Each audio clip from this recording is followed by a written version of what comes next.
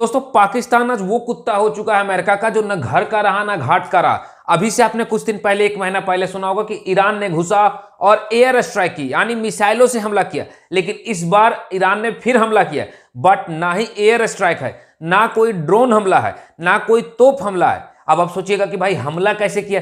सोचिए कि देश के अंदर उनकी सेनाएं घुसी, यानी ईरान के कमांडर पाकिस्तान के भीतर घुसे कई किलोमीटर, और घुस करके वहां एक आतंकवादी संगठन के कई आतंकवादियों को मार करके, उसके अध्यक्ष को मार करके और वापस चले गए। और फिर ईरानी मीडिया ने इसका दावा किया और पाकिस्तान ने इसे स्वीकार कर लिया। असंभव की बात देखिए दोस्तों, ईरान ने जो दावा किया है, मैं बगल में तस्वीर दिखा रहा हूं। उन्होंने कहा कि पाकिस्तान के भीतर उनके कमांडर जमीनी रास्ता से गए और हमला किए और कई पाकिस्तानी आतंकवादियों को मारा। अब आप पूछिएगा वो कौन से आतंकवादी हमला थे, वो कौन से आतंकवादी ग्रुप थे। तो जो आतंकवादी ग्रुप था उसे खुद पाकिस्तान की सेना ने बनाया, जिसका नाम था जैश-ए-अदल। जैश-ए-अदल, उसके चीफ कमांडर, टॉप कमांडर्स को मारने के लिए ईरान की सेनाएं घुसी थी। और इसे पाकिस्तान की सेना ने इसलिए बनाया था कि जैसे भारत के लिए जैसे मोहम्मद इत्यादि बनाई गई थी, उसी प्रकार से ईरान को एक तरीका से कंट्रोल में रखा जाए और ईरान को बीच बीच में दहलाया जाए। क्योंकि जितना ही काफिर पाकिस्तान के लिए हिंदू हैं, उतना ही काफिर पाकिस्तान के ईरान के शिया मुसलमान हैं। इसलिए उन्होंने वह एक संगठन बनाया था, क्या मैंने बताया, जैश-ए-अदल, जिसके कमांडर्स को मारने के लिए घुसे थे ईरानी कमांडर्स। और सोचिए, पाकिस्तान के 10 किलोमीटर, 20 किलोमीटर, 40 किलोमीटर अंदर घुसना, उसे मारना और सुरक्षित लौट जाना, और पाकिस्तान की सेना को इसे कानो कान खबर ना होना। ये सोचिए कितनी बड़ी, क्या इस पाकिस्तान की सुरक्षा है। और सोचिए दुनिया के सामने कितना भद पिटाया है इस पाकिस्तान ने अपनी। दोस्तों अगर मैं बात करूं टॉप कमांडर्स की, तो मैं उसकी बात कर देता हूं। सबसे पहले मैंने आपको ईरान ने जो कहा, मैं उसकी तस्वीर दिखा रहा हूं, और बगल में मैं एक तस्वीर दिखा रहा हूं जिसे पाकिस्तानी मीडिया ने स्वीकार किया कि हां, ईरान की सेना घुसी और पाकिस्तान में एक टेरर कमांडर को मारा, जिसका नाम था, उसने लिखा एक व्यक्ति जिसका नाम था इस्माइल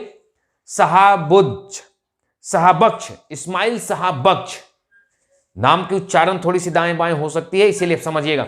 इस्माइल शाहबख्श नाम के एक टेररिस्ट को घुस करके मार करके ईरान चला गया और पाकिस्तान को पता ही नहीं चला। और समस्या की बात यह है कि ईरान ने यह हमला एक महीने के भीतर, यह दूसरी बार 24 फरवरी को की है।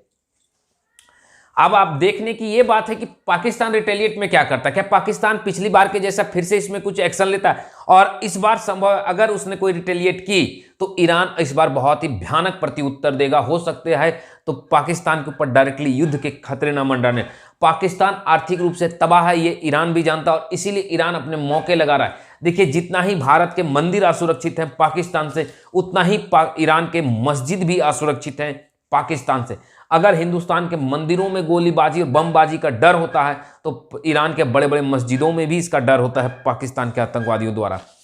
दोस्तों, Iran attack on Pakistan part 2 आप देख लीजिए। अब मैं आपको बताता हूं कि सारी मैटर क्या है। तो दोस्तों,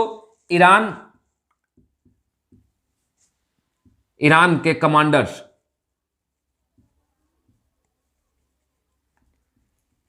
24 फरवरी 2024 जमीनी मार्ग से घुसते हैं, हमला करते हैं और चले जाते हैं। और किसे मारते हैं? जैश-ए-अदल। जैश-ए-अदल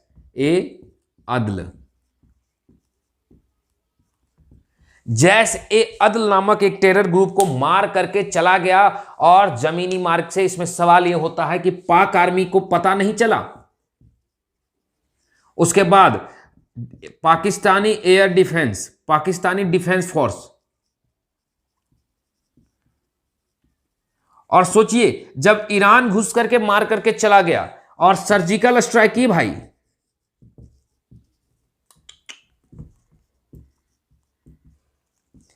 यहां सर्जिकल स्ट्राइक किया गया है। सिंपल सी बात, एक बात याद रखिएगा, पाकिस्तान सर्जिकल स्ट्राइक से इतना डरता है कि जो मैंने उनकी तस्वीर दिखाई थी कि पाकिस्तान ने स्वीकारा, बट उसने उसे सर्जिकल स्ट्राइक कहने के बजाय ईरानी घुसपैठ कहा है। क्योंकि कभी भारत के द्वारा सर्जिकल स्ट्राइक और दुनिया के सामने पाकिस्तान की भद पीट रही है। मैंने कहा ना, पाकिस्तान वो धोबी का कुत्ता है, जो अब ना घर का रहा ना घाट का रहा। उसने इस प्रकार से आतंकवाद, मैंने कहा था पहले ही कि आतंकवाद पालो, लेकिन ये देख करके पालो कि किसके विरुद्ध में पाल रहे हो। पाकिस्तान ने आतंकवाद पाला और सिर्फ ये देख करके कि हमें भारत, ईरान, अफगानिस्तान को दहलाना है। वो ये भूल गया कि उनके भी देश में भाषावाद है, जातिवाद है, राष्ट्रवाद है, बालूच है, पश्तूनी है, ये अलग अलग टेरर है। ये एक दूसरे से जमीनी विवाद और सांप्रदायिक और क्षेत्रवाद की लड़ाई करेंगे और पाकिस्तानी डूब गया। इसीलिए मैं हिंदुस्तान में भी कहता हूं, आज मैं हिंदुस्तान के भी नागरिकों से कहना चाहता हूं कि आज संयम रखिए। और एक बात याद रखिएगा, जब 1947 में आजादी मिली तो कांग्रेस ने एक बीज बोया, साउथ वर्सेस नॉर्थ, यानी तमिल वर्सेस हिंदी। और यही राजनीति आज भारत को भी कितनी नुकसान देती है किसी किसी अवस्था में आप देखते होंगे। यही चीज कहा जाता है ना, राजनीति कीजिए पर भाषावाद से मत कीजिए। खैर दोस्तों, आप इस वीडियो पर क्या कहना चाहते हैं कमेंट बॉक्स में जरूर कहें। और आप ईरान के जो भी अब आगे कोई भी इसके ऊपर जो भी न्यूज निकलेगी कि ईरान के ऊपर पाकिस्तान ने रिटेलिएट में हमला किया या नहीं किया, मैं आपको वो जवाब जरूर दूंगा, उसकी सूचना जरूर दूंगा।